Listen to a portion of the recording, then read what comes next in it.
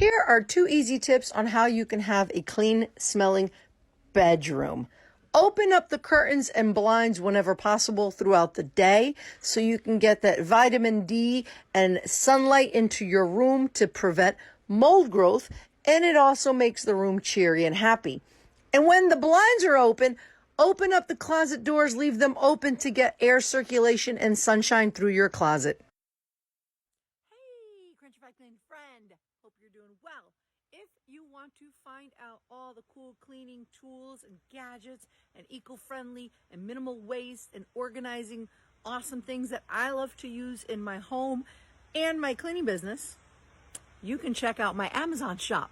So go to amazon.com/shop/Crunchy Cleaning by Kathy, and I have it all organized in folders, and you can see all the cool little gadgets. And I'm also posting lots of Amazon sales and specials. So make sure to subscribe to my Amazon shop, Crunchy Cleaning by Kathy, and you can see all the cool cleaning and organizing things that I love to use. Also, you can check out many of them in action on my YouTube channel, Crunchy Cleaning by Kathy, and on TikTok and Instagram, and on Facebook, and on my website, Crunchy Cleaning by Kathy.